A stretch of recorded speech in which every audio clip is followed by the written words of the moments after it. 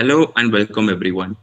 We are delighted to have you join us for today's webinar on AWS, brought to you by SmicLearn. I'm Shanmugapriyan and I'm a part of the SmicLearn team. We are excited to present this session, which we believe will provide you with valuable insights and practical knowledge on AWS core and its features. Before we dive in, let me take a moment to go over a few key points. This session is being recorded and the recordings will be made available to you after the webinar. Please use the Q&A feature to submit any questions you have during the presentation. We will address them during the Q&A session at the end. You can view all the videos in our YouTube channel and in other social medias. So let's get started.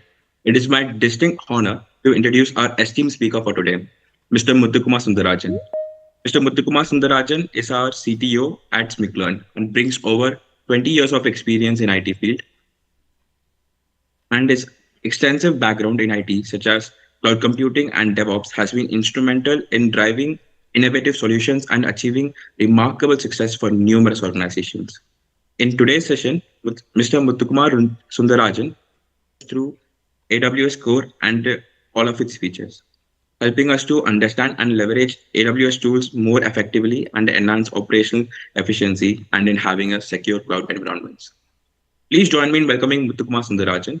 Mr. Muthukumar Sundarajan, over to you.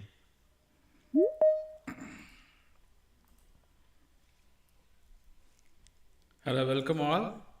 Yeah, this is Muthukumar Sundarajan here. I do have more than 20 plus of experience in this field.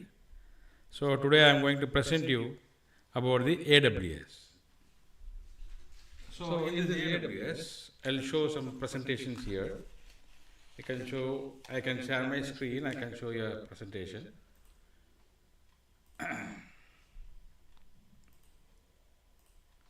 So you can see my screens, right? Okay, so I'll start showing this. This is Amazon Web Services by SmicLearn, a unit of US Shakti Academy. It's in Coimbatore. I'll give the brief introduction about the Amazon Web Services. Before that, we'll see what are the objectives of Amazon Web Services. Main objective of this Amazon Web Services training session is for technical training. We are educating the participants on specific AWS services, features, and best practices. Mainly for the technical training, we are doing this.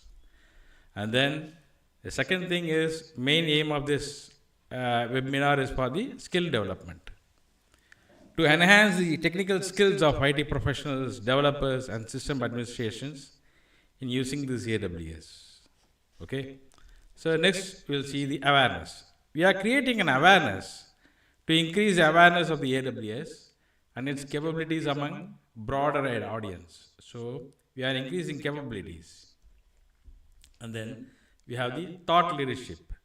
To establish the host as a thought leader in the cloud computing and AWS technologies. So these are the main objectives of the in today's session. Okay.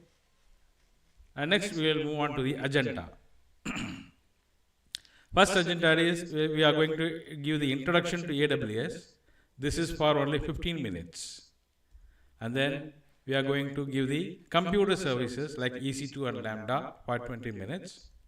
And then storage services for 20 minutes in S3 and EBS solutions. And then we have the databases for 20 minutes using the RDS and Dynamodb. We will be explaining this. And then we have the break for 5 minutes. After 1 hour, we will have a break. And then after that break, we will be having a networking and content delivery for 15 minutes. In this, we are going to cover VPC as well as CloudFront. And then we have the security and identity management for 15 minutes, which covers IAM as well as the security services in AWS. So next we'll see monitoring and management for 15 minutes. This is CloudWatch and Trial. This includes CloudWatch and Trials. And then lastly, we are going for the question and answers and wrap up. I think some of them are getting joining here. 1 minute. Let me add them. So these are the things we are going to cover in this today's agenda. So first we'll cover the introduction to AWS for 15 minutes. So, introduction to AWS and its cloud infrastructure, and its global infrastructure. Amazon Web Services. AWS expansion is Amazon Web Services. It's a comprehensive and widely adopted cloud platform offering over 200 fully featured services from data centers globally.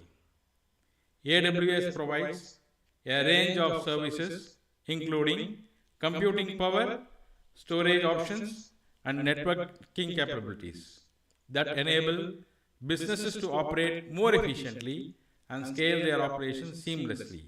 So this is about the introduction to AWS. So it's a global infrastructure. So what are the key components of AWS? We'll see computer services. In these computer services, we are going to cover EC2 and then AWS Lambda, and then we are going to cover the ECS also. So this is computing services. And next we'll go for the storage services.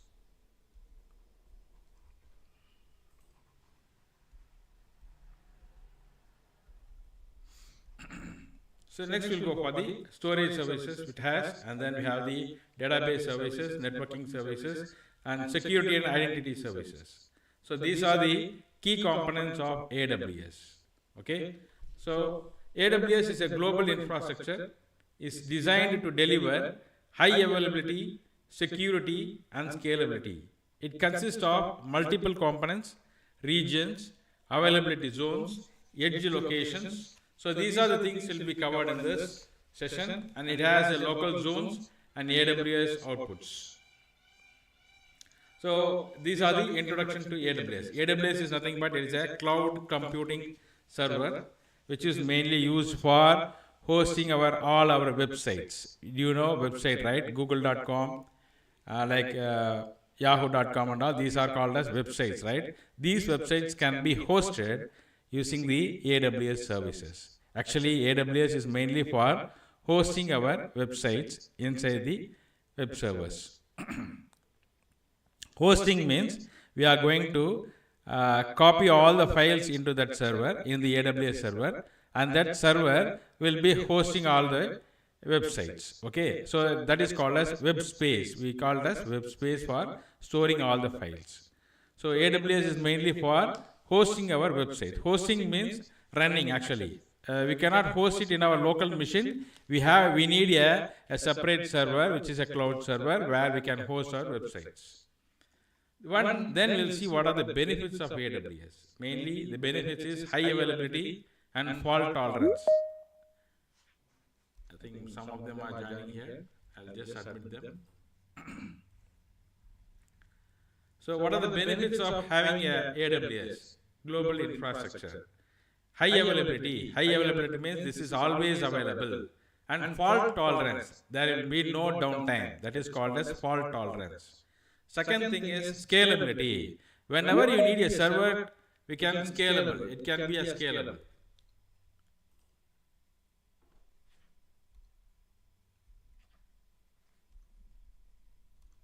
So scalable means AWS infrastructure supports elastic scaling, allowing business to easily scale up or down based on demand without upfront investment. Scalability means any server can be scalable, can be extendable, can be maximized. So that is called as scalability. And then the other benefits of the AWS is it's a security, it's a global reach, and cost efficiency. Cost efficiency in the sense how much hours you are using a server, that much hours will be charged. There will be no charge for the entire month or entire year. This is actually how much hour you are using. Per day, if you are using 1 hour, for that 1 hour only the charges will be made. So this is the advantage of using the AWS. It's a cost efficiency.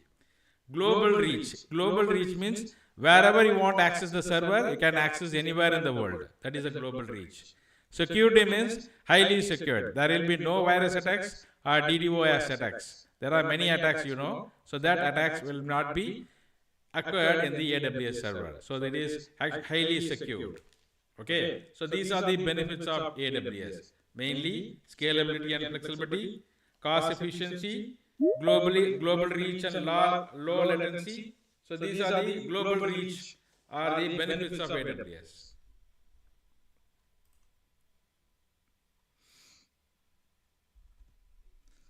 So benefits of AWS I'm saying is actually it's a scalability and flexibility, cost efficiency, global reach and low latency,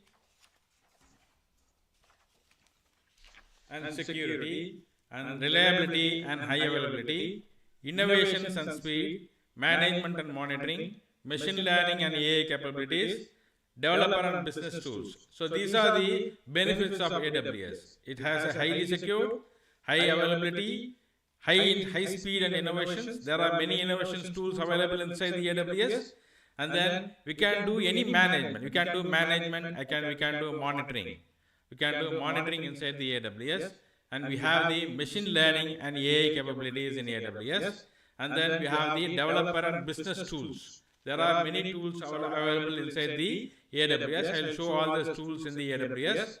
And then we have the business applications. Many business applications are available inside that. For example, AWS Workspaces, AWS Chain, AWS Connect. So these are the mainly available development tools. And then we have the community and support. This is 24/7 support. There will be no downtime, high availability. So the support will be highly secured. Okay. So these are the benefits of AWS. And then mainly key AWS services categories. I will show some of the categories here. Key categories of AWS. Okay. I'll show some of the AWS key categories. So you can see here in services, you can see analytics, applications. These are some of the categories available in the AWS. Analytics, application integration, blockchain, business applications. 1 minute, I'll just allow them. Some of them are joining it. So we have the many categories inside the AWS. That is analytics, application integrations, blockchain, business applications. Like this, we have many tools inside these business applications. And then in financial management also we have the many tools. And in the compute we have the many tools. In the containers also we have the many tools. Like this we have categories. So that's what they said here. Key categories, key AWS service categories: compute, storage, databases, networking, and security. So this is about introduction to AWS. I'll show how to sign up in the AWS server. Okay. So first you have to log in using the command called AWS Amazon Console. If you go to Google and then search for Amazon Management Console login. So you can log into these resources by clicking on this AWS Management Console.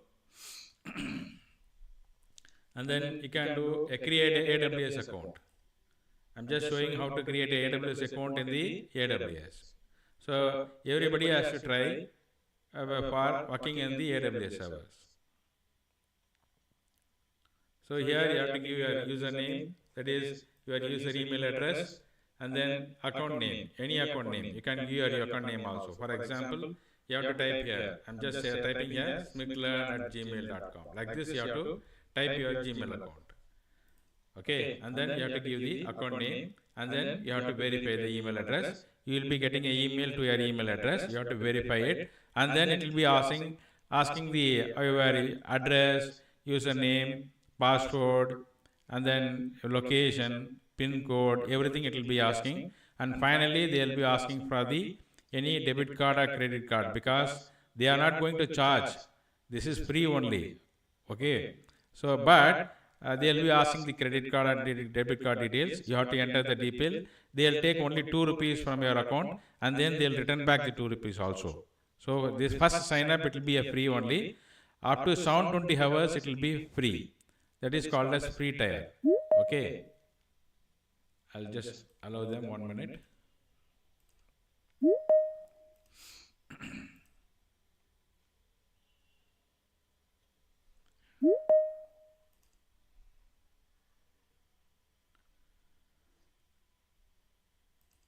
So this is how you have to sign up. First, you have to sign up in the Google account, in the AWS account. After signing up, you have to sign in. Okay. For signing in, I will show you how to sign in. I'll just log out here. I'll show you how to sign in. Just say same thing, awsamazon.com/console, and then you have to click on sign in. After sign up only you can do sign in. So after signing in, it will be asking the root username. You have to say root username. You have to give your username here. That is the email address.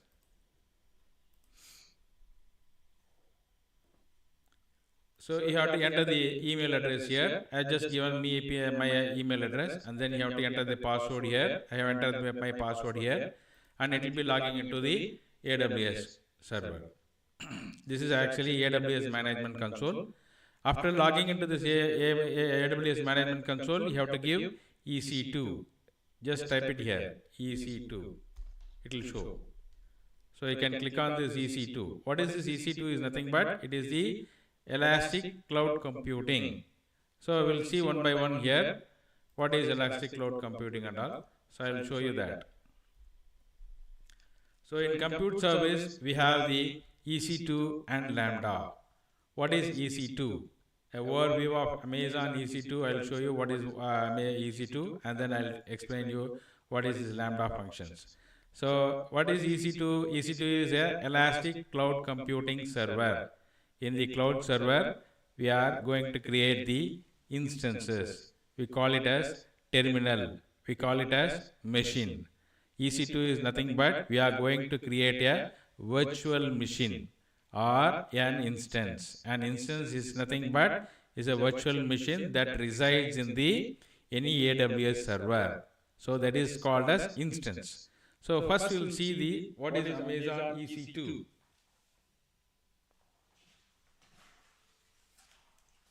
I'll just give you the overview of EC2.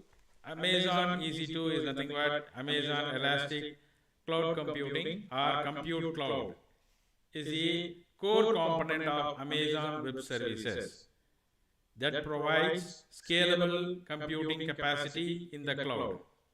It is designed to make web-scale cloud computing easier for developers and businesses, enabling them to deploy and manage applications quickly and efficiently.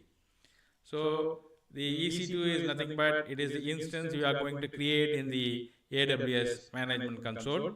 EC2 means we are going to create an instance. This will be a virtual machine that will be reside somewhere else. It can be in the some region also.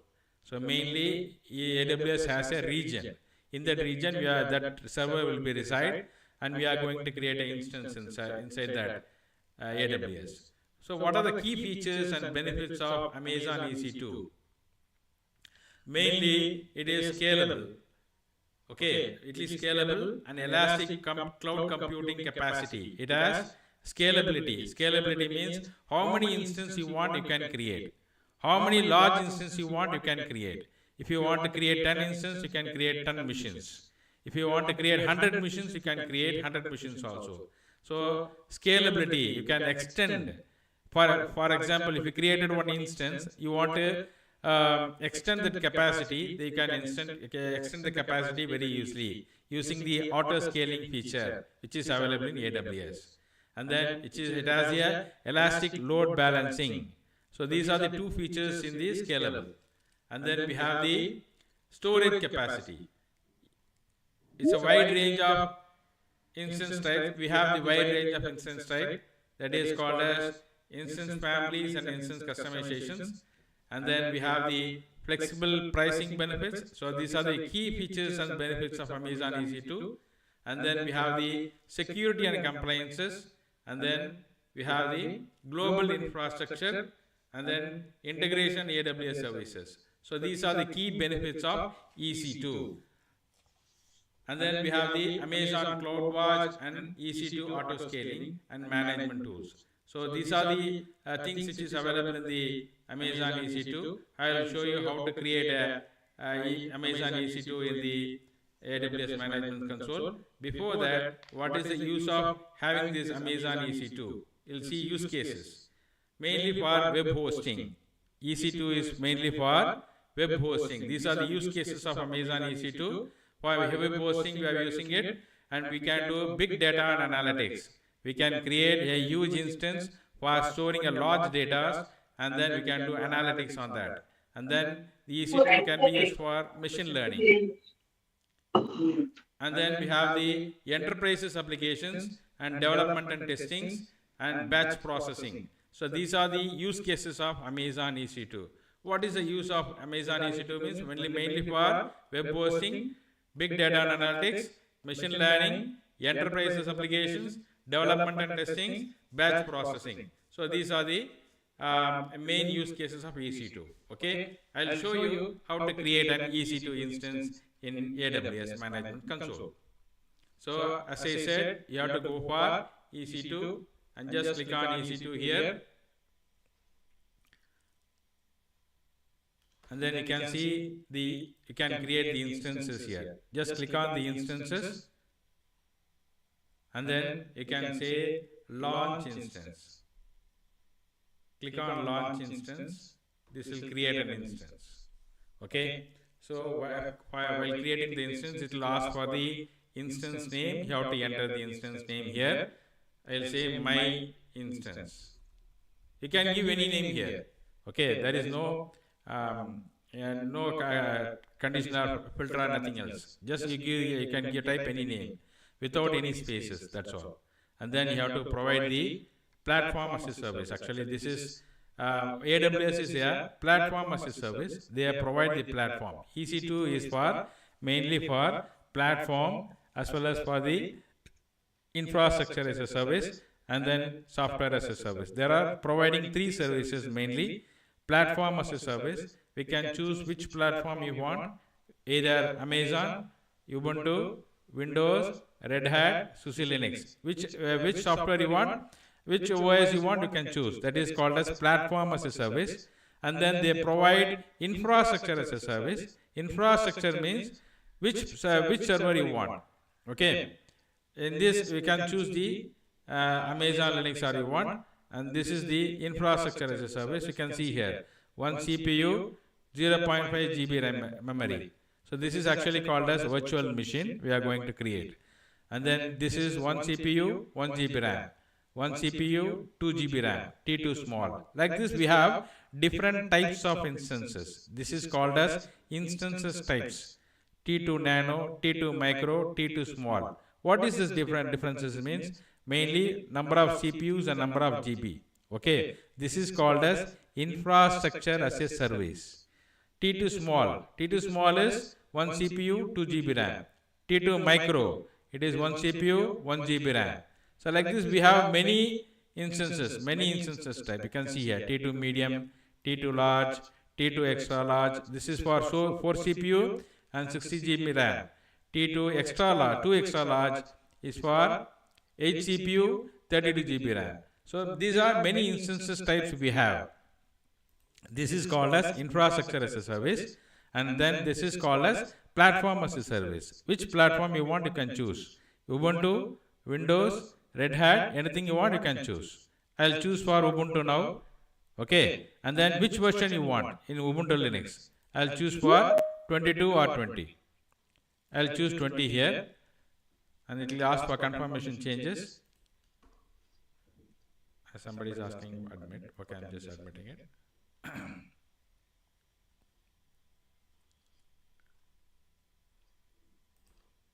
So this is the Ubuntu server I'm choosing, and then which version you want, you can choose this Ubuntu version here. Okay, and then this is the 64-bit x86 server. So this is the provider we can have, and then just reminder this is AMA ID. AMA ID is nothing but Amazon machine images. Actually, this is the ID we are going to use for future references. So just listen very carefully. This AMA is nothing but Amazon machine images, where we can take backups. These instances can be taken as a backup, as an image. So you can take as an image. That is the AMA ID. We'll see later on in this. And then we have to choose the instance type. Which instance type you want, you have to choose the instance type here. So T2 micro is the free tier eligible. Free tier means 720 hours they will be giving for 1 month. You can use for freely. This is the only free tier available. Remaining and all it will be chargeable. So based on number of usages you are using it, that will be chargeable. Only this free tier is available for 720 hours. And then you have to choose the key pair you want to create. This is actually login into that particular instance. To log in into that particular instance, we have to create a key pair. Okay, I'll just create a key pair here. So I'm giving the key pair name my key pair, and then choosing the ppk here. Don't try choose pem, always use ppk, and then create new pair. So these will be default: network, subnet, and enable. All these will be default. And then security group you have to select. There will be existing already they will be creating the existing security group. I'll show you what is the security group. This is nothing but this is a firewall. So you have to choose the security group here. So what, and then storages. This is called as EBS, elastic block storages. This is nothing but this is the hard disk you are going to store. So in every machine we need a CPU, RAM, and hard disk, right? So like this you have to select. So this is for storing the hard disk. So I'll say 10 GB hard disk or 20 GB hard disk. Up to 20 GB, up to 30 GB it is free. More than that, if you go, then it will be chargeable. So it is a general purpose SSD hard disk. Each machine we need actually a CPU, right? We will be choosing Intel Core 3, L3, and then i3, i5, i7 like that. In this we need, I'm just choosing the T2, T3 like that. And this is for storage purpose. Okay. So what are the options we have to do here? First you have to give the name here, and then you have to choose the which type of platform you are going to choose, and then which version you are going to choose, the Ubuntu, and then you have to choose the instance type. This is a free tier eligible, so I am just choosing the T2 micro. And then you have to create a key pair here. I just created a key pair which will be downloaded. So you can see here that key pair will be downloaded. Okay, and then what are the types choose here? The network will be default one, subnet will be default, auto assign public IP will be enabled automatically, and then you have to select the existing group. There already the AWS has created a default security group where you have to select that. Okay, and then you have to select the storage. This is for hard disk, SSD hard disk.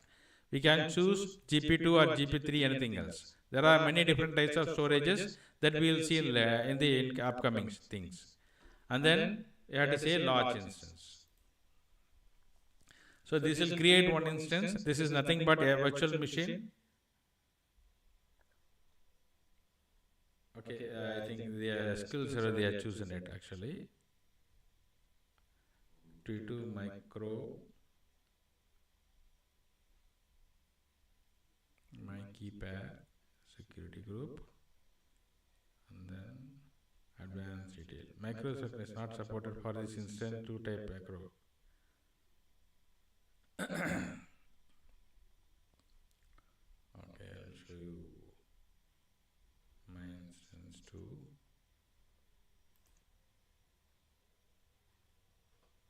Initial request, large initiation.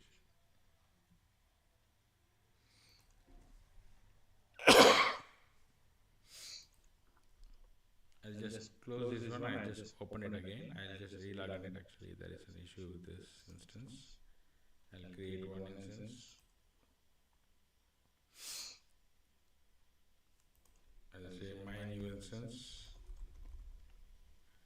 and then Ubuntu here. Oh, I have chosen the SQL server here. Okay, don't choose SQL server. Without SQL server only can do. So you have to say Ubuntu 22 is okay. This 22 is okay. So 20 with the SQL server they won't allow. For the with the SQL server they won't allow. So you have to choose 24. I'm just choosing 22. And then which architecture you want? You can choose 64x86 architecture. And then T2 micro free trial eligible. Existing key pair I'm choosing my new key pair. Okay, I'm just selecting the existing group, and then I'm saying 20 GB, and then finally I'm just launching the instance. So it will be start creating the instance. You can see the instance here. So still it is launching it. It takes some time. Okay. So next we will move on to the EC2 launching and managing instances, and then we have the EC2 instance types and pricing.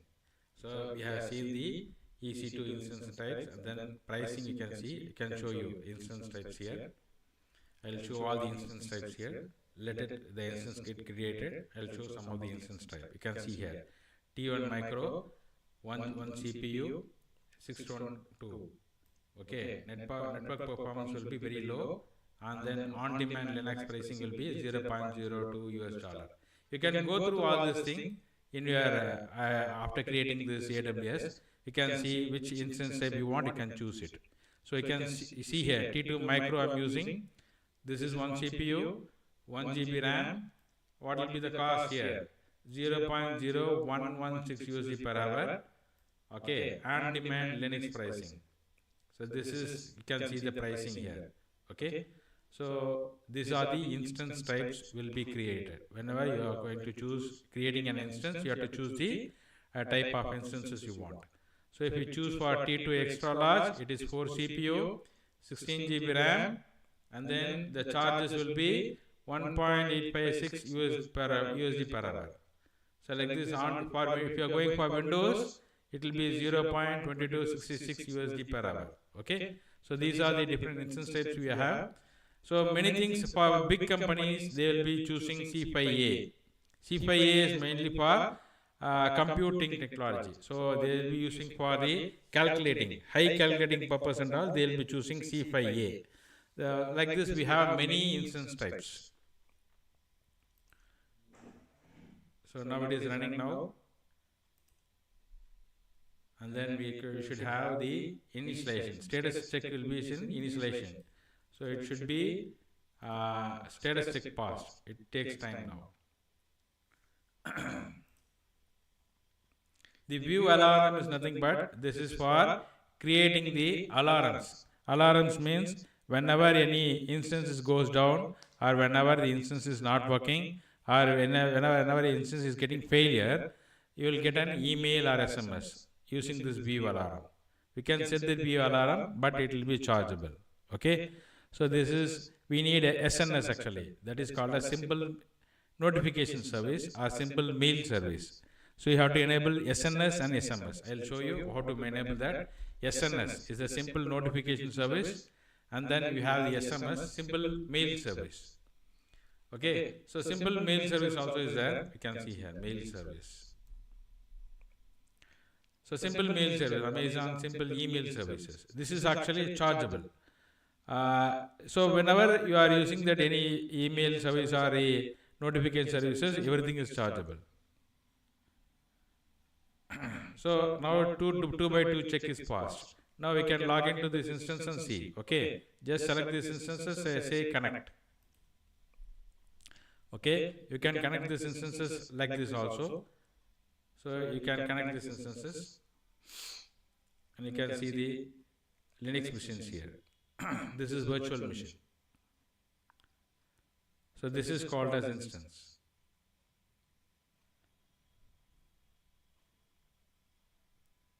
Okay, there is some issue with the instances. We'll see Ubuntu. Okay, 22 services is not allowing it. I will try it out. One more time I'll try it out. If it is not working, we'll check the configuration services.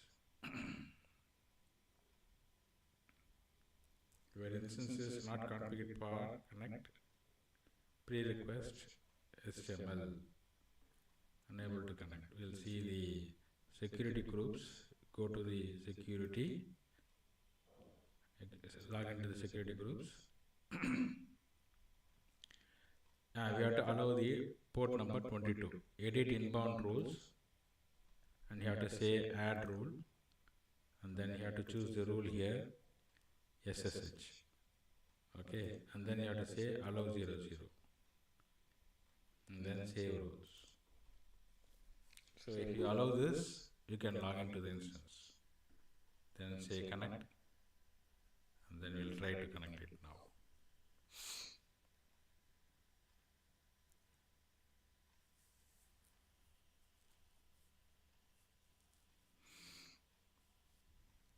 Now it is connected. Can you see this now? This is the Linux machine. So you can install whatever software you want, anything you can do using this instance machine. Okay. So this is called as instance, which is available in different region. So before going to create any instances, first you have to select the region here. You can see here different regions it has. US East 1, US East Ohio, US West in North California, US West Virginia. And then mainly we'll be using Asia Pacific from Mumbai. This is nearby region, Mumbai region, and then this is Osaka region. This is in Japan. Okay. Then we have the Seoul region, Singapore region, like this. We have different regions. So before creating any instance, which region is nearby, you have to choose that Asia Pacific. But mostly, if you choose for US East and US based regions and all, this will give the night support. During our night only they will support, because in the day support they will not do that. So most probably I will be using only North Virginia, US East only. This will be more faster than Asia Pacific. Asia Pacific they will not support during night time. So I will always choose US East only. Most of them you will be choosing the US East only. Most of the Indian countries, peoples and all using the Asia Pacific, which is near about region. So I said no, EC2 regions are available. The instances are available in different regions. So you can see different regions here. There are many regions which is available. So you can create wherever you want. That is the EC2. Okay. So this is for EC2 launching and EC2 install type. Okay. So next we will move on to Lambda. What is Lambda function or Lambda server? Lambda is nothing but it's a serverless. First we saw EC2 is a server, right? We have created one instances. We logged into that instances. We have seen the Linux server, right? So but that is we have to maintain our own server. We have created the instances. We have managed them. But in Lambda function, we don't have to manage that. This is managed by AWS itself. Okay. So this Lambda function is managed by AWS itself. You don't have to worry about what type of instance you are going to create, how much scalable you need, how many servers you need. Then that's and all. You don't have to worry about that. They will manage all these EC2 instances. So that is the usage of Lambda function. That is called as serverless computing. Serverless computing is nothing but for without managing the server. We don't have to carry about the server which are going to use. They will be managing the serverless computing. Okay. So you will see what is the usage of serverless computing. Amazon Web Services offers a comprehensive suite of serverless computing services that allow developers to build and run applications without managing infrastructure. This model enables developers to focus on writing code and innovating rather than handling servers management tasks. So this is the serverless computing. What is serverless computing? A serverless computing is a cloud computing execution model where the cloud providers automatically manages the infrastructures needed to run code. So the AWS itself will manage the servers. We don't want to worry about the servers we are going to create. They will manage their own.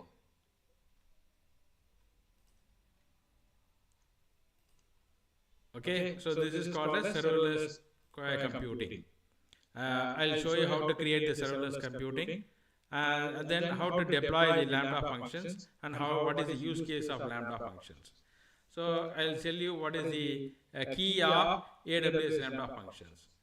And then it's actually AWS Lambda, the serverless function services has nothing but it uses AWS Lambda function for creating the serverless computing services.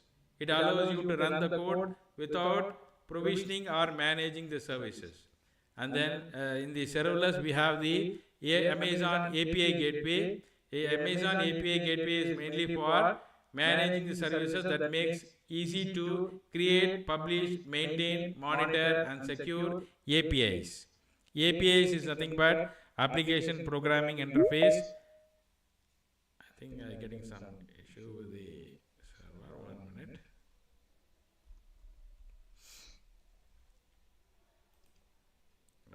Somebody is joining the call. Okay. So Lambda function is nothing but is a serverless computing. So this is one of the concept of Lambda serverless. AWS Lambda is one of the concept of AWS serverless services. And then second is the Amazon API Gateway, where this is for managing the APIs. APIs is nothing but application programming interface, but we don't want to worry about what is API and all. We have to create this API gateway mainly for the developers who are developing the Java, .NET, and then Node.js and all they are developing, right? So that is called as backend code. For the backend code, they will develop the API. That API and all we have to manage it through the API gateway. Okay. Then we have the Dynamodb. A Dynamodb in AWS is nothing but is a MongoDB, where they have give the option like MongoDB. So like MongoDB, we can use Dynamodb for storing all our databases. So then we have the Dynamodb is nothing but it's a fast and flexible NoSQL database services, and then is used for filtering and retrieving any amount of data. That is actually the one of the services in the serverless services. We have the Dynamodb, and then we have the AWS step functions. The step functions allows you to coordinate multiple AWS services in serverless workflows.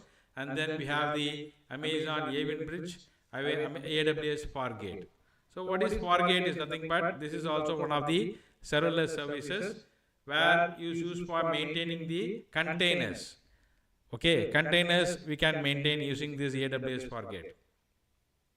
What is the use of AWS Fargate use case is nothing but for running the microservices. We can run the microservices using the AWS Fargate. Microservices, you know, and then we have the batch processing, machine learning, and then containerized applications. So for these and all, we are going for the AWS Fargate. So we'll see how to do serverless computing and deploying the Lambda functions.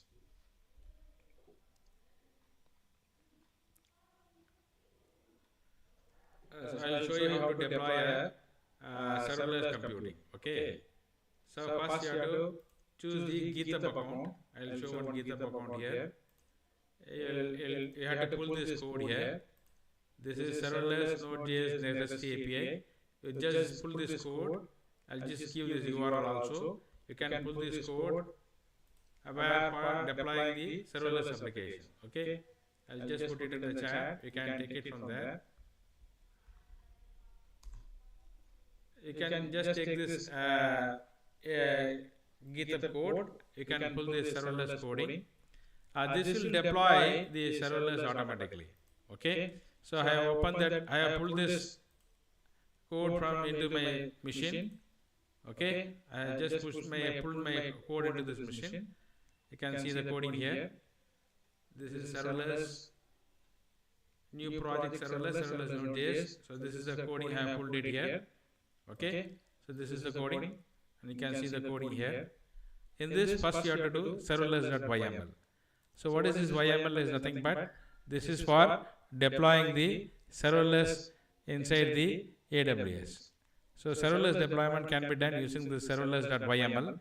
In this serverless.yml we have to create. This is our DevOps job to create this serverless.yml. In this serverless.yml, first we have to give the services, what type of services we are going to create. So I created the service called Node REST API service. 1 minute.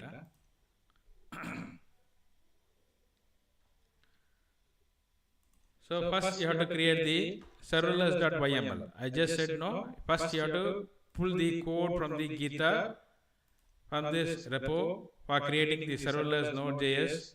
You can see here serverless Node REST API. So this will deploy the serverless deployment. First you have to pull that code, and then in that code we have the serverless.yml. This serverless.yml is nothing but, I'll explain this. This is the YML file is used for deploying the serverless Lambda function. This will create a Lambda function and all. So first you have to say the service name, and then this is the service name you have to give, and then it will start with the provider, then it will name equal to AWS provider name. Runtime you can say Node.js 12x, I will be changing it to 18x, we'll say 18x, and then we have to say stage dev, which stage you want, and region you have to choose which region you want. Okay, environment you have to say Dynamodb. I'm going to use Dynamodb here, so I'm just creating on Dynamodb table here, Dynamodb table. So that Dynamodb I have to specify here. Okay, and then we have the IAM role. IAM role is nothing but the role we have to create for accessing this Dynamodb. So this is a query role, scan role, get item, put item, update item, delete item. These are the roles we have to assign for accessing the database. So Dynamodb, I have said no, is one of the NoSQL database. So this will be storing all the data. And then we have to say the resource, and then we have the Lambda functions. So these are the Lambda functions we are going to create. Okay. So first function is nothing but you have to say it will start with the function, and then it will say the name of the function hello, and name of the handler hello world.world, and then what type of event you are going to fire. So this is the event which is going to fire, and it uses HTTP method. Then this is the path, this is the API call we are going to give, and then this is the method we are going to call. So all APIs will be using get method, post method, and then get method. Like this we have put method, and all different methods we have, right? So that method and all we have to specify here. Okay, so this is the path for creating this, and then we have the create handler products.create.create. So in the products we have the create file. In that create file we have the .create command. This is the function, create function.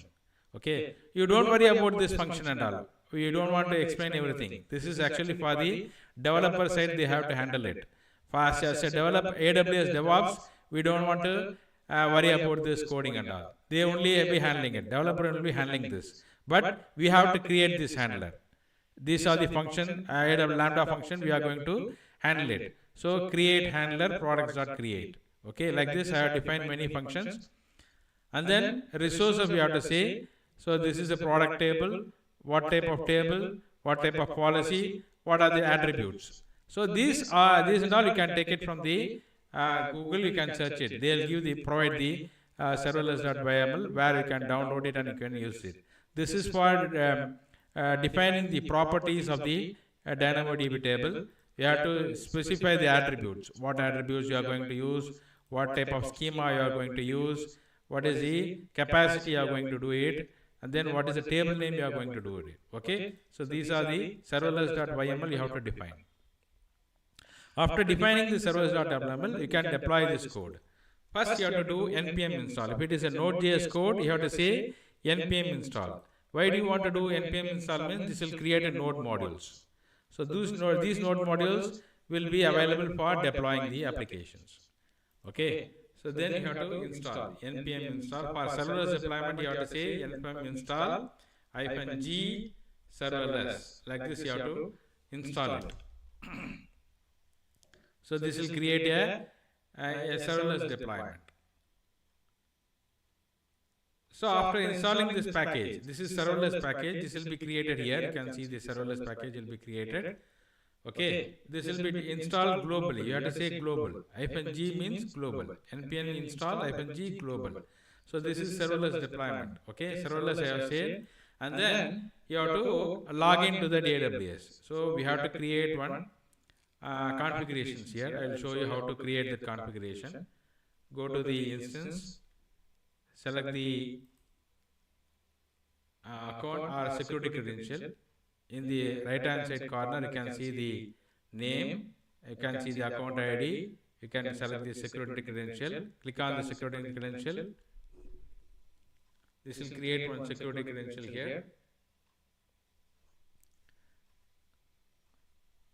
and then you have to choose the access key here. Create a access key. So this will create one access key. Okay, I just copy this access key. I'll copy this, I'll put it in the notepad.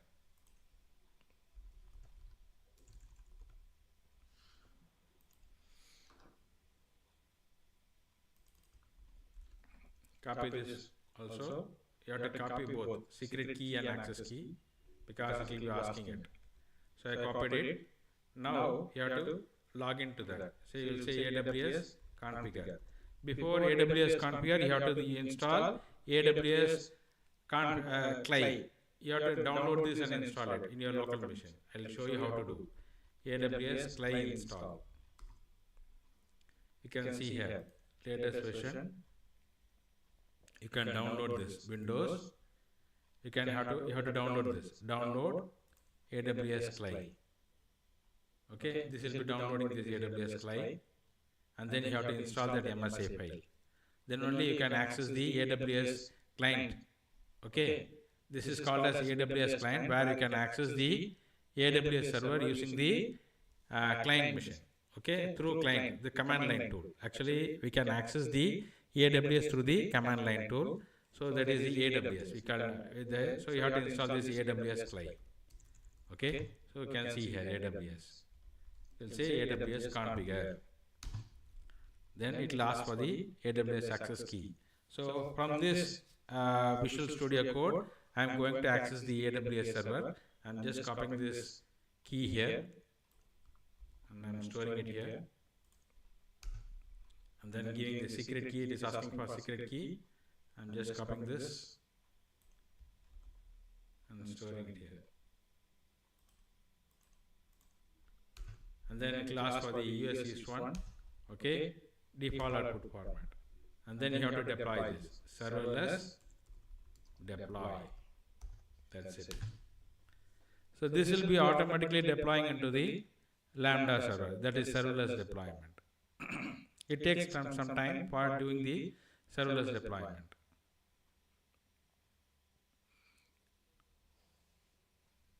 I will show you how this will be creating the Lambda functions and all after setting up this.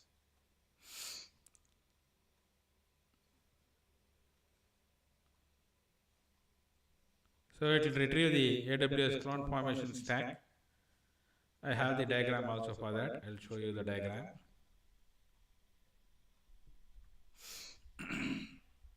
This is the AWS Lambda function diagram, where user will be accessing the API gateway, and they have the different services, different microservices. Actually, I said no. Fargate is mainly for microservices, right? This is product microservices. This is basket microservices, ordering microservices. There are three types of services which is running, which uses AWS Lambda function. So this is the AWS Lambda function. This AWS Lambda function is nothing but it can be written in Node.js. You can write it in Java. You can write it using PHP. Any languages you can use in the AWS Lambda function. Okay. So that AWS Lambda function will be connecting to the Dynamodb or any databases like MySQL, SQL Server, any databases it can connect to. So now it is connecting to Dynamodb. So this AWS Lambda function is connecting to the Dynamodb. I said Dynamodb is nothing but it's like a NoSQL database. So this is also one of the ordering microservices which is connecting here, and this will be connecting to the event bridge. Event bridge is nothing but for maintaining all the events. And then we have the SQS for queuing services. SQS is for queuing it. Okay. So this is a Lambda function I'm going to create. You will see how it is getting deployed. So now it has created the function. Okay. We'll go to the AWS and see how this is getting created. Okay. I'll go to the AWS instances. Okay. And just say Lambda. You can see here Lambda here.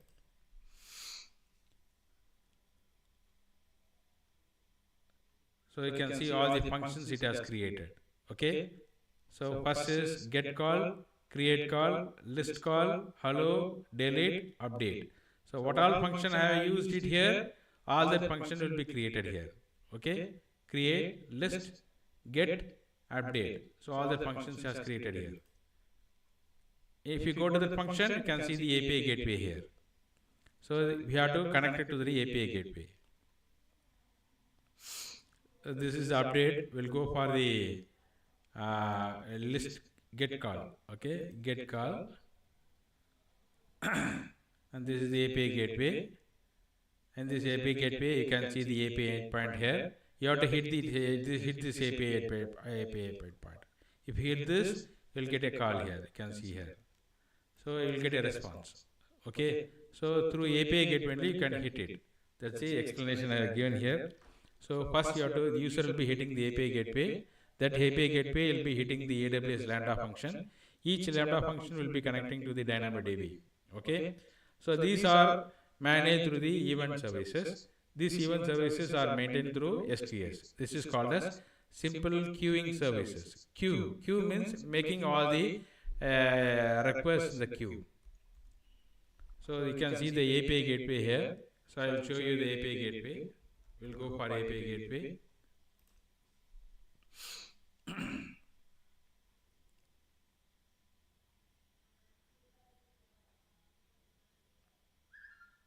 So you can see the API gateway here, and you can see hello, get, product get, and then post get and all. Okay, so this is the API gateway.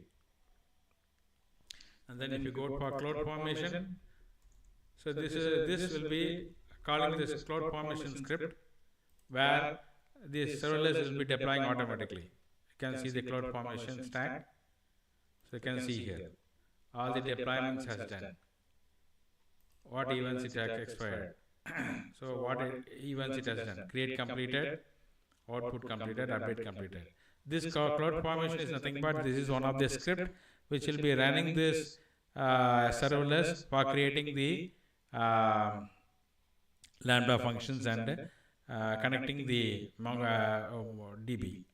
So this is a script for cloud formation script. This is like normal JSON format. So this is a script for running the for creating all the Lambda functions and connecting the API gateway, configuring the API gateway, and then so these are things is done through the cloud formation script. Okay, so we have learned what is cloud formation also. This is the script for running, for creating the API gateways, for creating the Lambda functions, for creating the Dynamodb. Dynamodb also will be created. I can show you Dynamodb here. Dynamodb. So Dynamodb is nothing but this is the database which is going to create. One minute.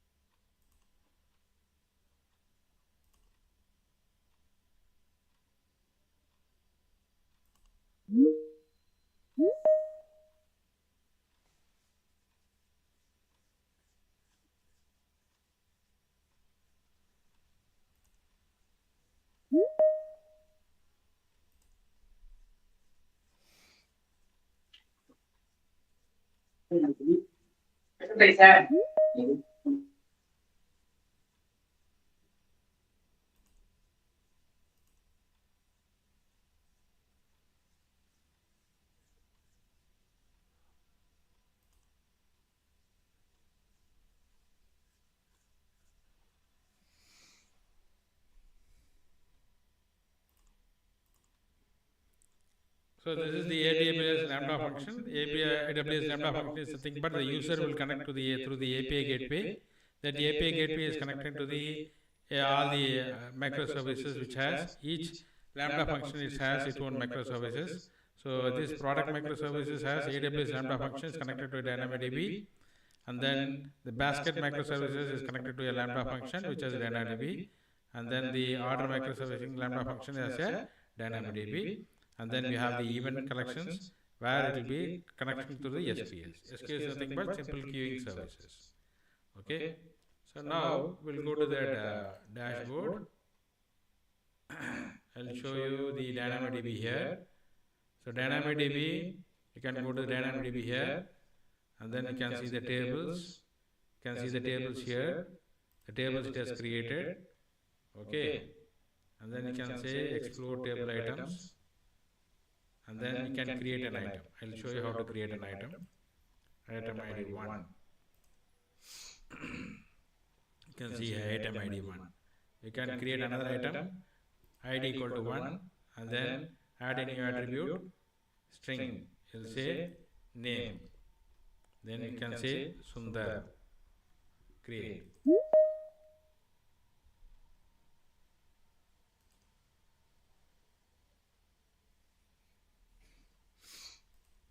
So this will create another item. Condition item with the primary key already exists. Okay, already one is exist. Okay. So here you can see here to Sundar. Again you can create another item. I'll say 3.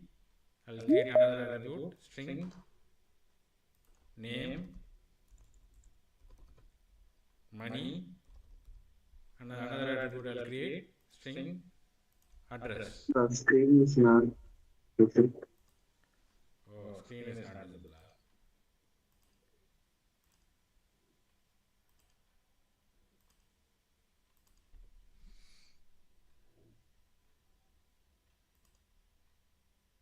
Now you can see now.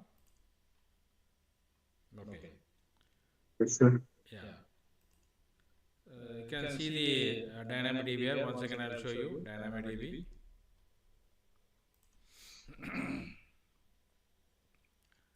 Collect these tables. So you can see the tables is created here already. Okay. You go to the explore table items, and then you can see the items which are created here. So lastly, I created one item name. If you want to create another item, you can create another item. I'll say 4, add a new attribute, name, Shankar, and then another attribute, address. I'm just typing the address, create item. So like this in DynamoDB, you can create any number of addresses. Okay, this is about DynamoDB. So if you deploy this serverless deployment, what all things it is doing? It is creating a Lambda functions. It is creating a cloud formation script. It is running a cloud formation script. I'll show you cloud formation script once again. If you go to formation, you can say cloud formation. You can see the cloud formation script is created. So this is the cloud formation script for running all the for creating the Lambda functions. Okay, so this is the cloud formation script. We have the Lambda functions also. You can see the Lambda functions created. So these are the Lambda functions created. Get call, create call, list call. All these functions are created here. I can show the functions. You can see the functions here. Hello function, create function, list function, get function, update functions. So those functions are created here. These are the Lambda functions. Okay. So here seen cloud formation, Lambda function, and then API gateway. Once again, I will show you API gateway. You can see here API gateway is getting created. So if you don't do this serverless deployment, you have to create this manually everything. That's a great job here, right? So you can see here hello, products, get call, post call and all. Delete call, get, put and all. Okay. So this is API gateway. So as per this diagram, so this is the diagram for Lambda functions. Okay. We'll go for the AWS images. So how AWS is working, I'll just explain this. Okay. In AWS, we have the user. User is connected to the internet. Through the internet, he is connecting to the AWS cloud. AWS cloud is behind the region. Each AWS cloud is behind the region. You can see a region here, US East 1. Okay, and then each region is covered with VPC. VPC is nothing but virtual private cloud. VPC is nothing but virtual private cloud is another concept of VPN. VPN you have heard. VPN is nothing but virtual private networking. Like that, VPC is also one of the VPN. Okay, each they have to connect it through load balancer. What is load balancer? I'll show you. A load balancer is nothing but this is the balancing the number of instances. If suppose 100 users, 1000 users are coming through this internet, no. So this load balancer can manage the instances. Okay, each instances can manage only 50 to 100 users. For example, this instances private subnet can handle only 50 to 100 user. Again, this instance can handle only 50 to 100 user. So like this, if there are more than 1000 users coming inside this internet, no, so this load balancer will manage two or more instances. So it will be loading the balancing the load. The load will be balanced. So this will allow 50 users means this will pass on to the EC2 instance, first EC2. If more than 50 users are coming, it will pass on to the second EC2 instance.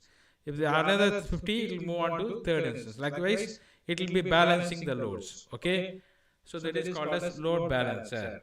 So each load balancer will have 3 or more instances, or it can add 10 instances also. So that is load balancing, balancing the load.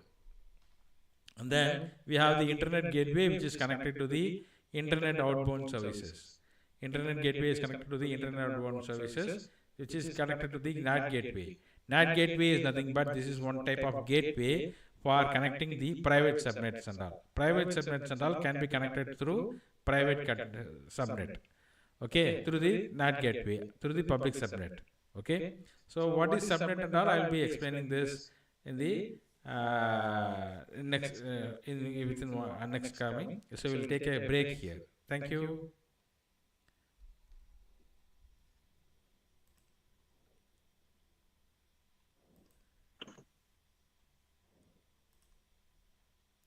We'll have some break. Thank you, sir. Give me 5 minutes break.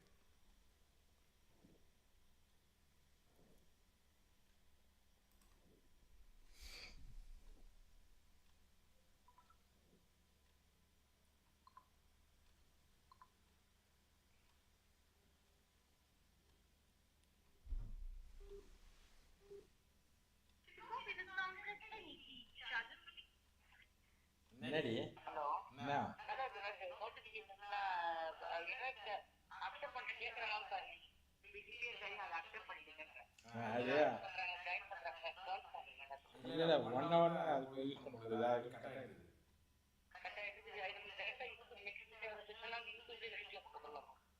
Bus next யூடியூப்ல போடலாம்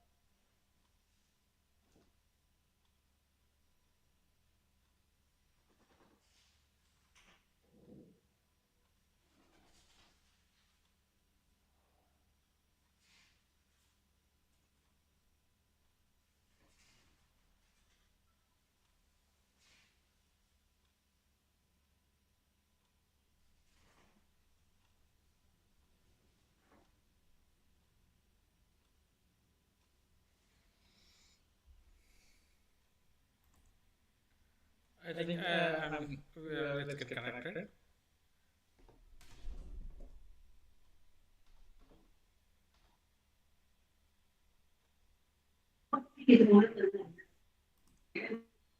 Okay, so let's continue. In this, we have seen the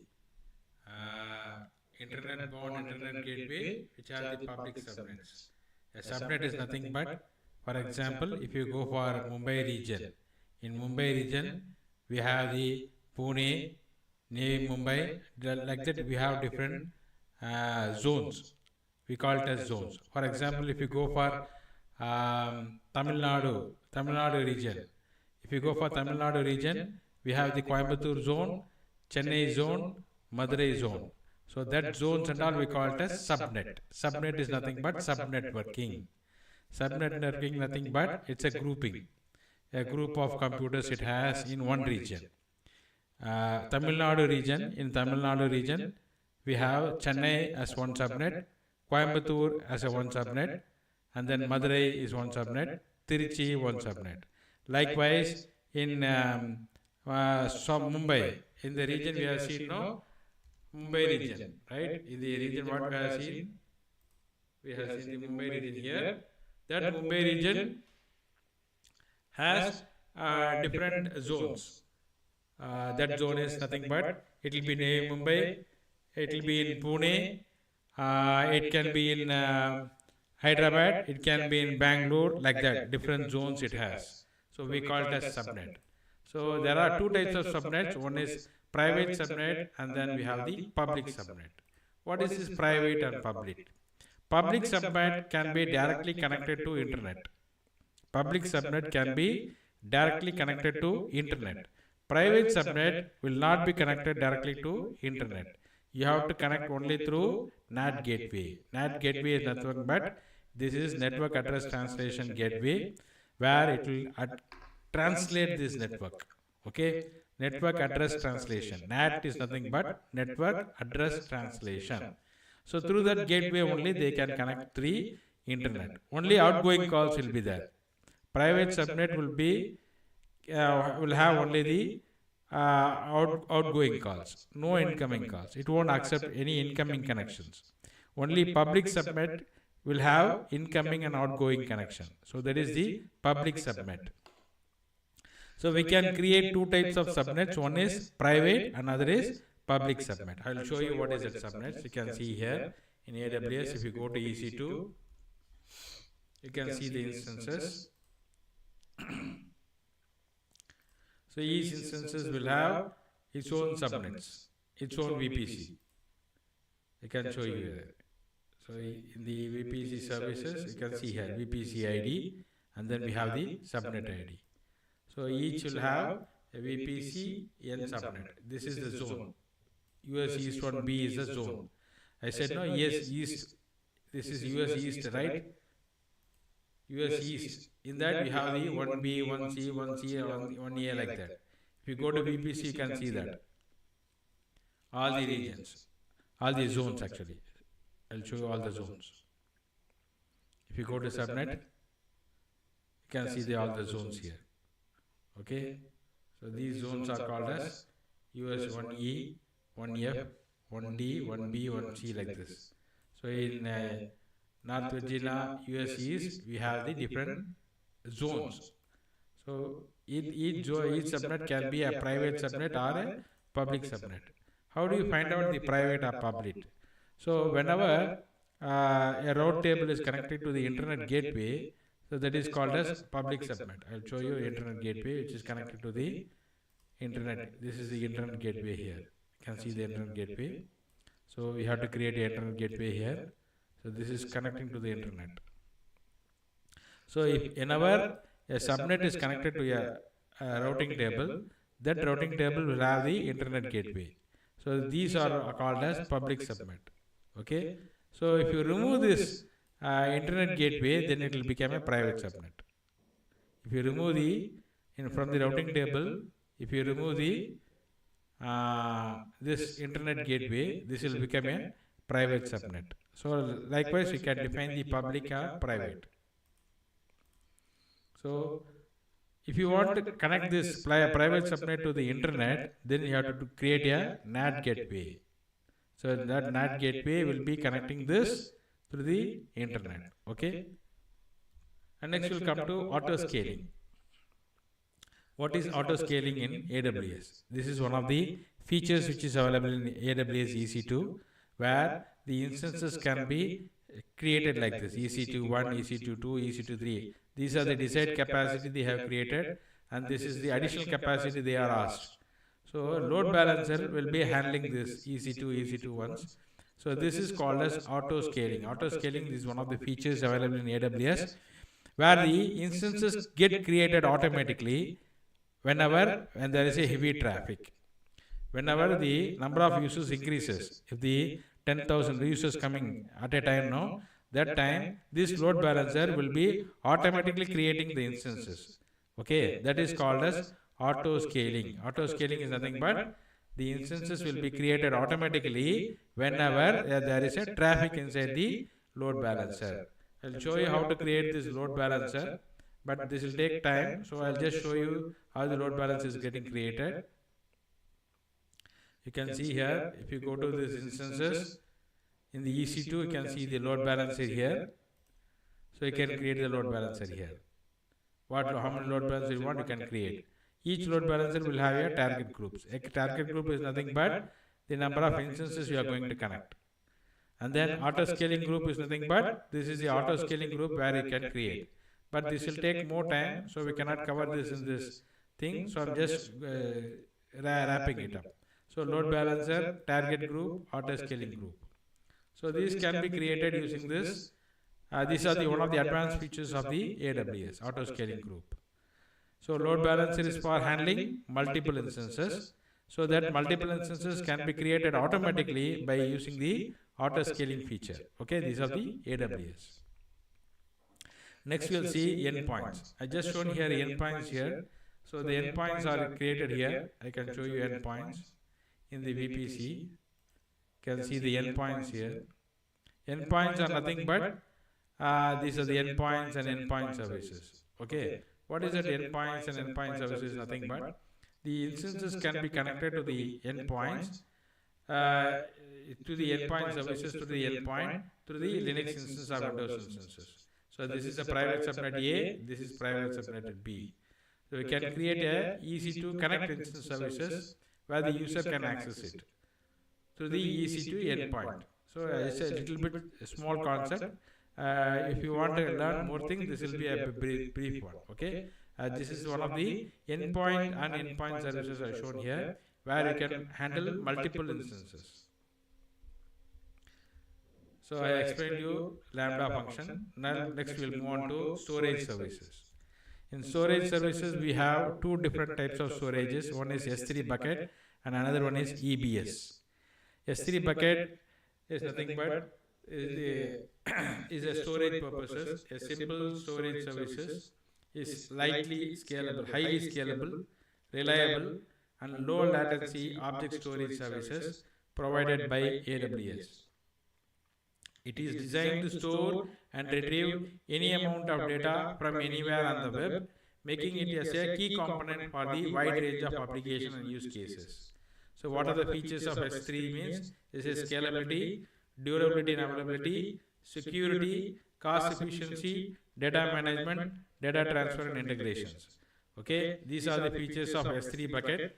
S3 bucket is mainly for storing all our files, images, videos, everything for the website. No, if you are creating any website at all, you can store all the files, images, videos, anything. You can store it in S3 bucket. I will show you how to create an S3 bucket here. If you go to this, click on this S3 bucket. Okay, say S3. You can click on S3 bucket here. Okay, now you can see here already the node REST has created a S3 bucket. Okay, so in this S3 bucket we can create a folder here. So this is a folder which store all the images, all the files and folders. You can see there. This is the folder. You can see the images here, JSON file and zip file and JSON file.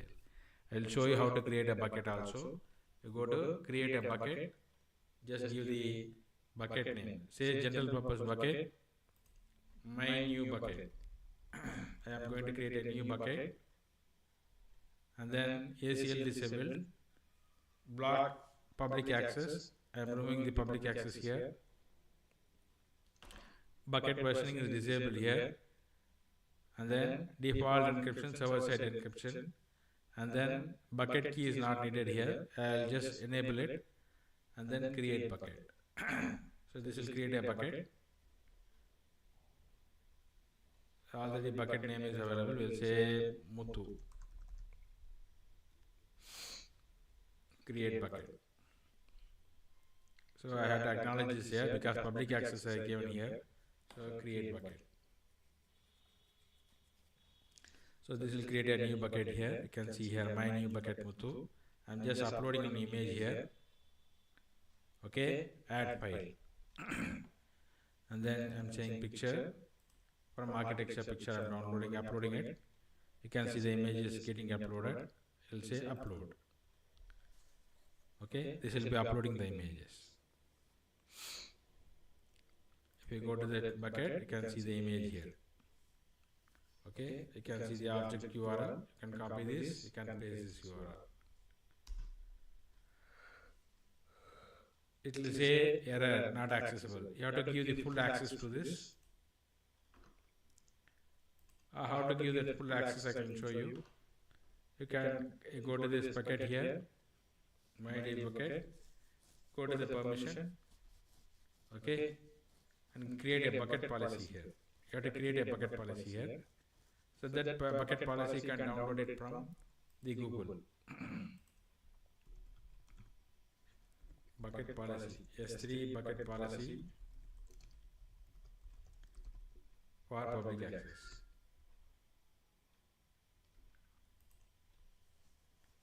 Can download this. Otherwise you can take it from here. S3 bucket policy. You can copy this and put the bucket policy here. What is the bucket name? It's a get object, right? You have to give the bucket name here. We'll say my new bucket. Muthu. My new bucket. Muthu. Okay. Now I'll give save changes.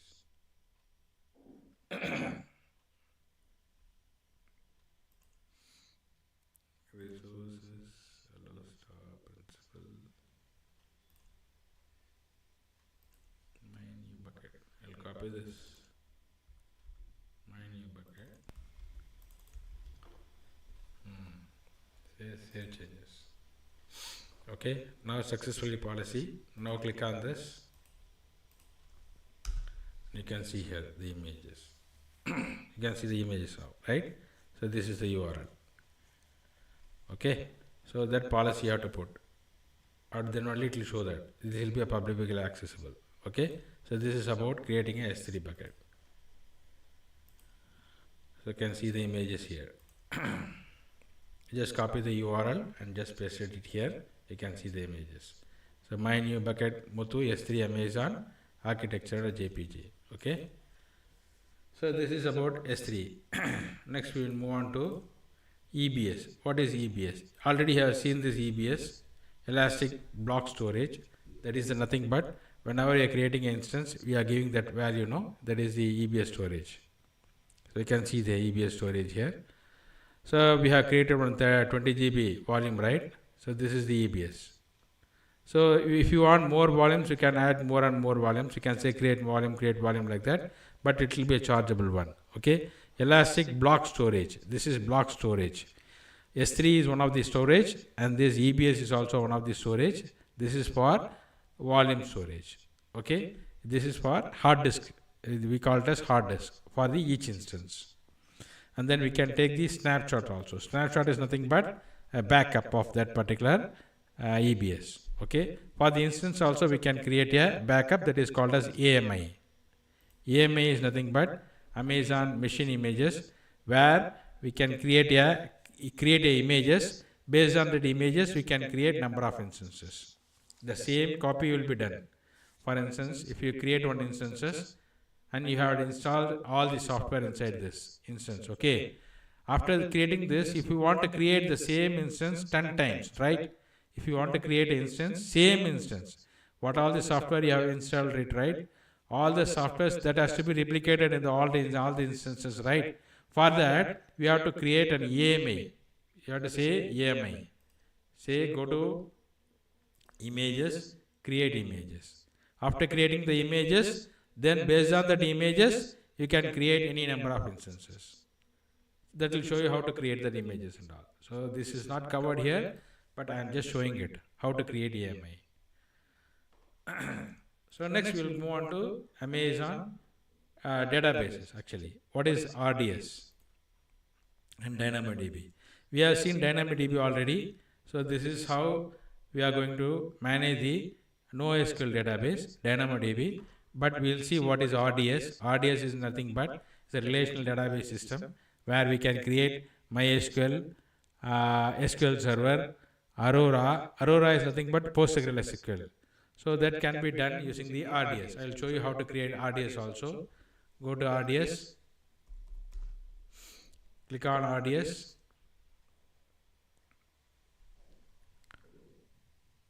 And then you can say which database you want. Click on the database, create database, and you can choose which database you want. You can see here, standard create, which database you want, Aurora, PostgreSQL, MySQL, MariaDB, PostgreSQL, Oracle. Okay, so these are the different types of databases we have, and then we have the SQL Server also, IBM DB2 also. Which server you want, you can install this database, MySQL database, and then you can say which MySQL version you want. Okay, and then it's for dev or production or free tier. It will say free tier. And then database name, credentials, and then auto-generate password. This will generate a password. And then storage, how much storage you want, 20 GB hard disk. Okay. After this, just click on create database. This will create a database and then you can access the RDS. Okay. This is how the number of databases can be handled, can be managed using the RDS function. What type of database you want, you can create it very easily. So that is called as RDS. What is RDS? I'll explain this. What is RDS? It's Amazon Relational Database Services. Is a managed services that simplifies setting up, operating and scaling relational database in the clouds. It provides a range of database engines, automated backups and built-in security to help you to focus on your application rather than database management. So it manages database services. It is the key features are managing the database services, scalability, availability and durability, security, performance, cost management. How much you are using, based on that only the cost will be it will be put on the available in the AWS. Its performance will be very fast. It is highly secured and it is always available. Availability and durability, and then scalability. Whenever you want, you can extend the size of the hard disk for the particular databases. So you can define which database you want, managing the database services. Okay, so this is the database services we have seen, Amazon RDS and Amazon Dynamodb. So what is the use case of this RDS? It's a web, you can use it for web and mobile application. You can create e-commerce applications. It's used for business analytics, enterprise application, and you can do backup and recovery. So these are available for the backup and recovery also. You can do, after creating the database, you can create the backup and recovery. You can say there are options that is called a snapshot. Snapshot is nothing but this is for creating a backups. You can take the backup of the database. So that is it for the RDS services. Next we will go for the networking and content delivery. What is networking and content delivery is nothing but in the virtual private cloud, I said no VPC. VPC is nothing but it's a virtual private cloud. We can see how what is the VPC here. I'll explain this what is VPC. The overview of VPC is Amazon Virtual Private Cloud is for the networking services that allows you to create a logical isolated action of the AWS cloud where you can launch and manage AWS resources in a virtual network. With Amazon VPC, you can define custom network configuration including IP address, ranges, subnets, route tables, and network gateways. So what are the key features of VPC? You can create networks your own. You can create the private networks. You can manage private networks. You can create custom IP ranges. Each machine is identified using the IP address, right? So likewise, you can maintain the custom IP address. You can create subnets. Subnet, I said no, it is a different zone. And then routing table. A routing table is nothing but the table which is maintained for routing the servers. And then internet gateway, and then NAT, network address translation, security, VPN can be created, VPC enterprises can be created, elastic load balancers can be integrated.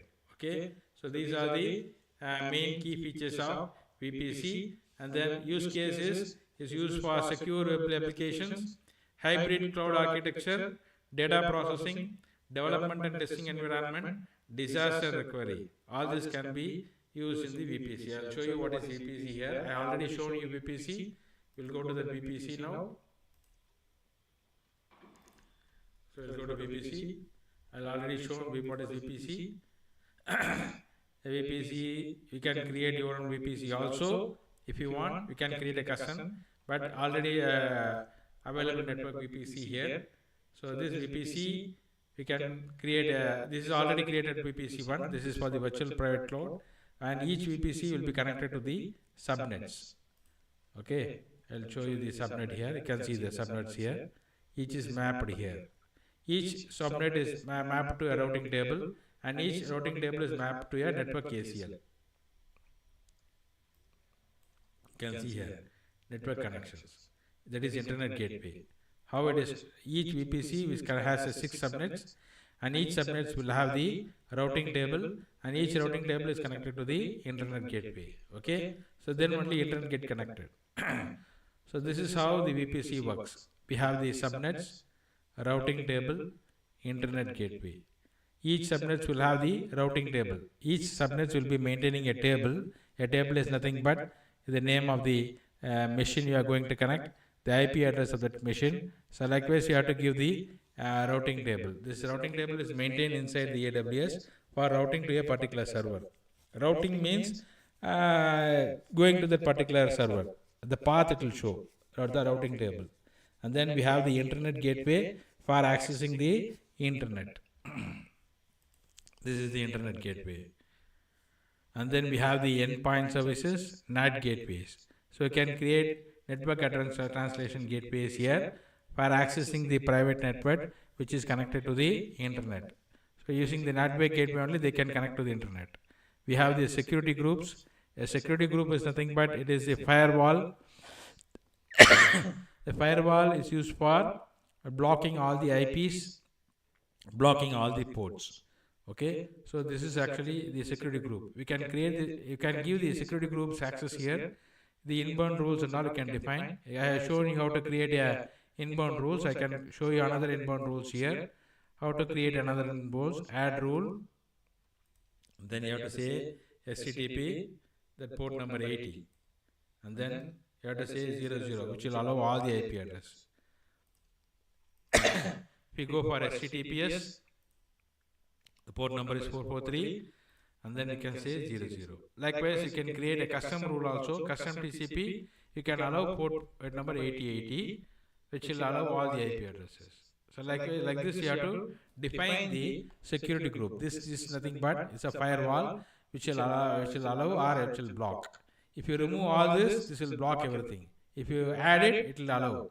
Okay, this is allowing the port number 80, port number 443, port number 8080, port number 22. Then only you can access that internet. So save rules. So security group is nothing but it's a firewall for allowing the VPC to connect. Okay. So if you go to EC2, each EC2 will have the VPC, subnet, routing table, and then internet gateway, and then security group. Each instances will have a subnets. Can show you. So this is the security group, and this is the VPC ID. You can see here VPC ID, subnet ID, and each subnet ID will be connecting to the routing table. Okay. Now the instance state is running now. This is the public IP address. This is about VPC. Okay. Next we will move on to CloudFront. What is CloudFront?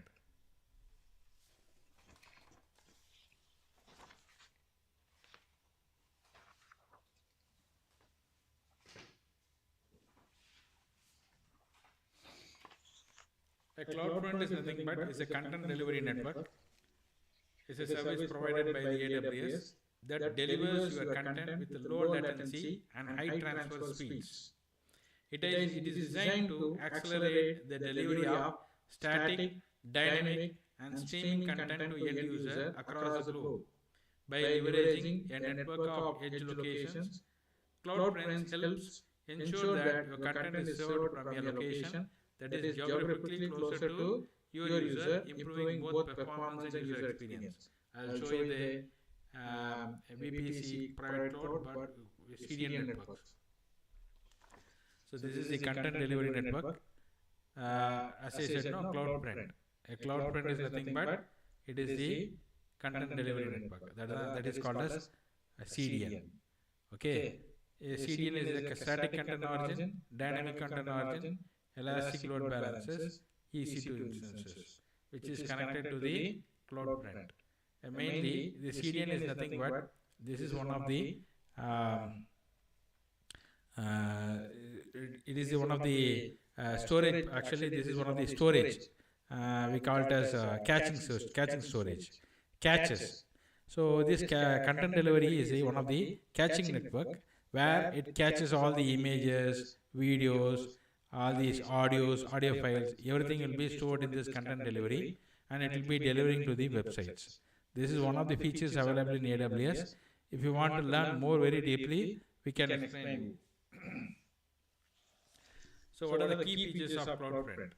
So it's a global network, and then it is a content caching and delivery where caching can be enabled, and then the performance optimization can be done, and then it has many security features.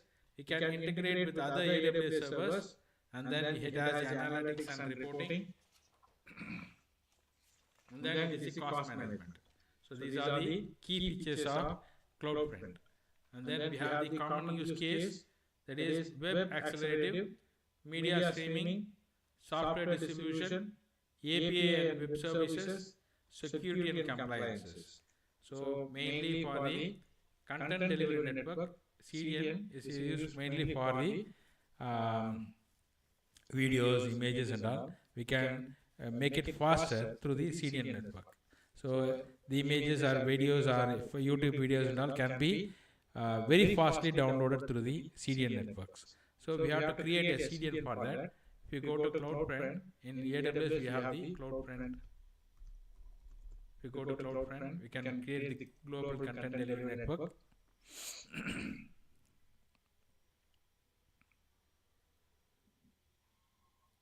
So Amazon CloudFront is for securing delivery content with low latency and high transfer speed. Okay, a CloudFront network has a 225 points presence that are connected fully redundant, parallel 100 GB fiber net delivery network, ultra low latencies. So it improves security, customized delivery, cut cost. So it can transfer nearly about 10 TB per month. First 1 TB is data free. So this is mainly for improving the speed of downloading the images very fast. If you create a CDN, this will very fast download the images. Okay, that is the main concept of CDN networks. Before then we will see VPC. A VPC is nothing but an AWS covered with VPC, and each VPC will have the web tier, app tier, and database tier. This is one zone, this is another zone. We can create any number of zones. That zones and are connected to the routing table, and each routing table is connected to the load balancer. Load balancer is connected to the routing table, and it is connected to the internet gateway, and this is the external network. You can see here. In this availability zone, I have created a three tiers here: web tier, app tier, and database tier. That is 3 instances, and then each instance is connected to the routing table. Okay, that is subnet. We call it as each subnet is connected to a routing table, and each routing table is connected to a internet gateway. You can see here electric load balancers here. This is VPC, and this is content delivery network. Content delivery network is mainly for downloading the images very fast. Okay, next we will see security and identity management. We have the less time, so I'm making it fast. Okay, so please kindly cooperate. So security and identity management is nothing but this is the IAM role. What is IAM? I'll tell you what is IAM.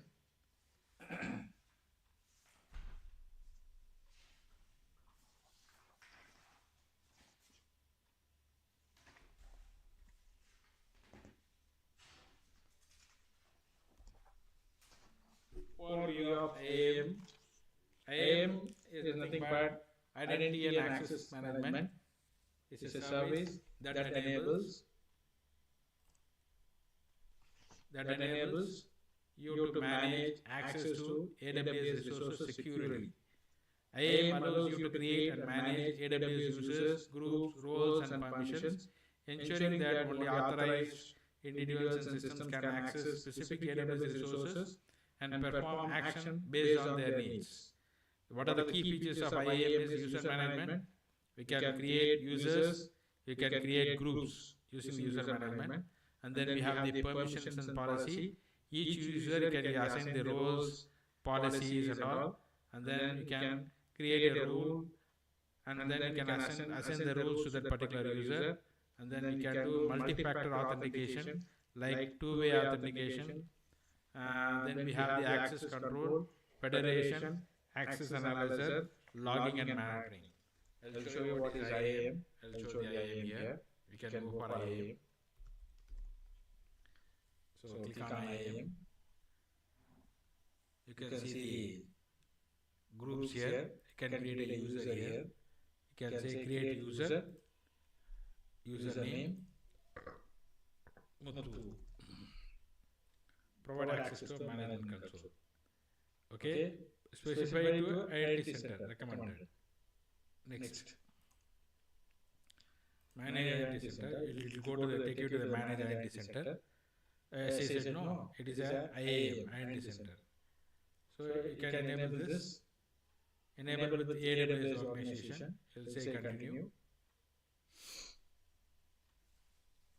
The entire organization will be using this IAM identity center. This is for multi-factor, multi-processing and all. You can do this. You have successfully created an organization. Now you can say cancel. Then you can say next.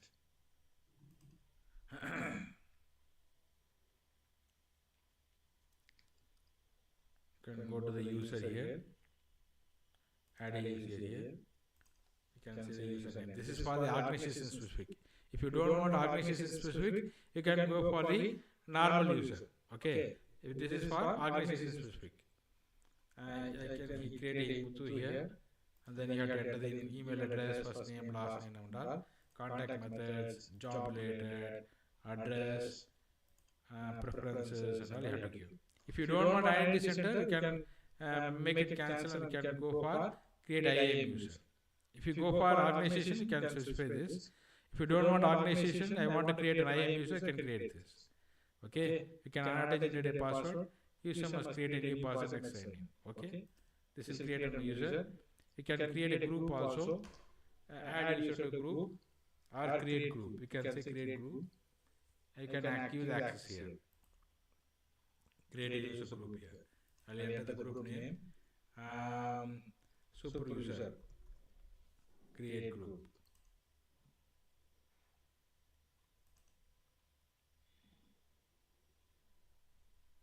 Okay. I'll go to this. I'll create a group here.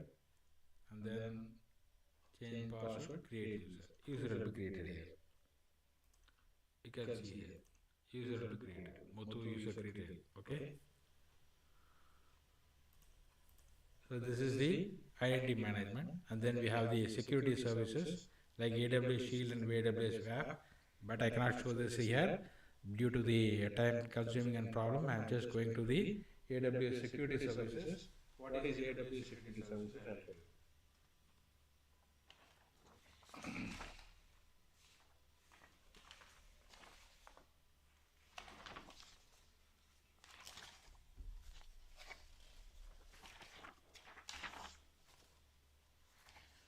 AWS Security Services offers a broad suite of security services designed to help you to protect your data, application, and infrastructure in the cloud. These services cover various aspects of security, including identity and access management, data protection, threat detection, and compliances. By leveraging these services, you can enhance the security of your AWS environment and meet your organization's security requirements. What are the key features of these AWS security services? Identity and access management, key management services. Key management is nothing but you can maintain your keys inside this key management services. Like secret key, secret password and all you can maintain using this. And then we have the secret manager, AWS Shield, AWS WAF, AWS Guard Duty, AWS Security Hub, AWS Inspector. So these are the main key features. We have the AWS config, Cloud Trail, then we have the network firewall, system manager parameter stores. So mainly what is the use of this AWS security manager is nothing but for data encryptions, identity and access management, threat detection and response, compliance and auditing, network security, application security. For this purpose only we are using this AWS security services. Okay, I'll show you how this AWS security works. You can see here user is connected to the shield, and each shield is connected to the WAF, is a web-enabled firewall, and then we have the cloud friend, which is connected to the internet gateway, again the network firewall, and then we have the public subnet and private subnet. Okay, we have two different types of VPC here. One is normal VPC, and then they have the provider VPC. And then these are the logs which is stored here. Okay, this is the AWS security. We have the shield, WAF, and cloud friend. So these are the shield security is provided, and then we have the network firewall also, and then we have the cloud storage security group also. This is also one type of firewall. So they are providing many security services inside this. And next we'll see monitoring and management services, that is called as CloudWatch. So what is CloudWatch? Maintaining for logs and all. We can maintain the logs. A CloudWatch is a comprehensive monitoring and managing services provided by the AWS. It offers unified view of operational health and performance across your AWS resources and application. CloudWatch helps you to collect analysis and visualize metrics, logs and events, enabling to monitor system health, troubleshooting issues, and optimize performance.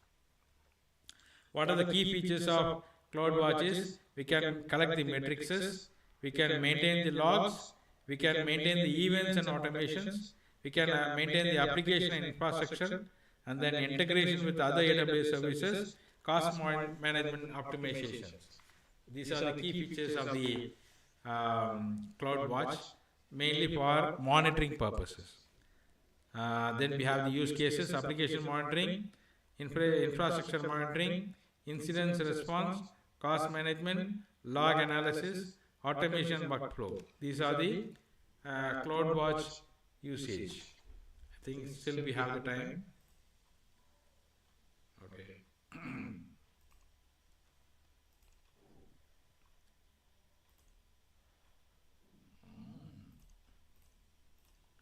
So this is the use of CloudWatch.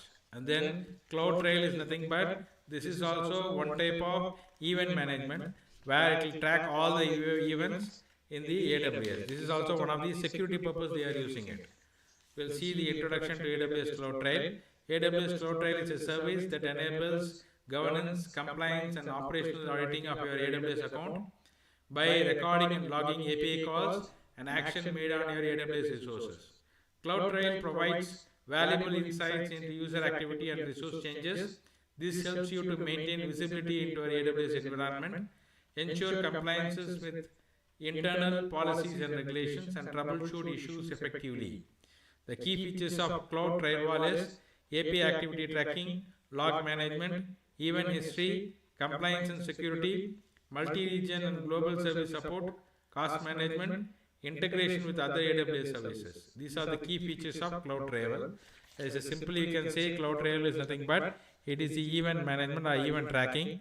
Any number of users who are going to join inside this AWS, it will keep track all your events, where all he is going, which all he is selecting, what all he is typing. All the events will be tracked using this Cloud Trail. Okay, that's the main purpose of this Cloud Trail. We can create a trial. We can create a trial via console, via client SDK, configure the log delivery, analyze the log, monitor and respond. These are the use cases of Cloud Trail. And then we have the maintain the compliances. We can maintain the compliances. So these are the monitoring and management things we have in the AWS. I will show you what is CloudWatch also. 1 minute, I will show you CloudWatch logs. Mainly for the maintaining the logs. CloudWatch. This will maintain the logs. I will show you the log also. You can track all the events. You can track all the logs and all. What are happening in the AWS, that will be tracked inside this AWS. You can see the logs here. Okay, this is maintains the logs here. There are no streaming logs. If you go for other listing, it will maintain a log here. There is no log now. When you get calls, you can see the log here. You can see the logs. It will be tracked. Likewise, we have the Cloud Trail also for maintaining the events. Cloud tracking, event tracking. The Cloud Trails is for mainly for event tracking. You can see the event histories here. You can create events table where you can see here create user, attach US policy. What all the events you have done, that is showing here. I created one user, right? So that will be that is tracking here. You can see here. This is how the Cloud Trail works. This will maintain the event history. What all I am doing inside this will be tracked here. I created one user and user group, and then a resource name and all it is showing here. So this is how the Cloud Trail. This is for monitoring purposes. Now we will go for any questions. Any questions if you have, you can ask for 20 minutes. I think I don't have time now. If you have any questions also, you can raise now. We have only 4 minutes.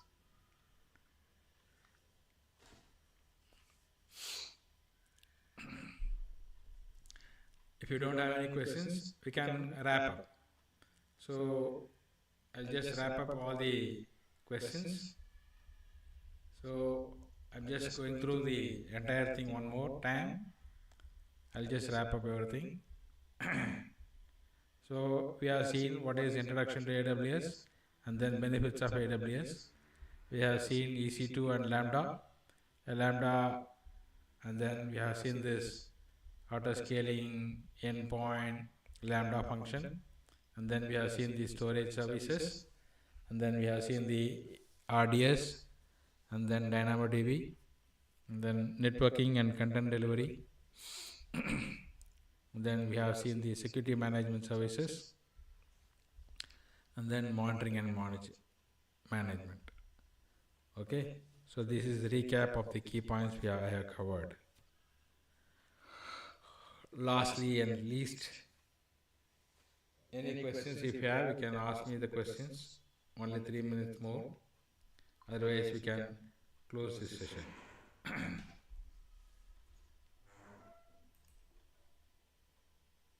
The meeting will end up in 15 minutes. Okay. Do you have any questions or any?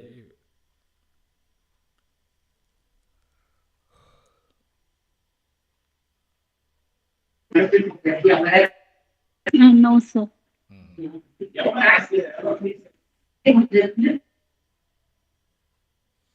Okay, then. Thank you all. Thank you. Bye. Thank you, sir.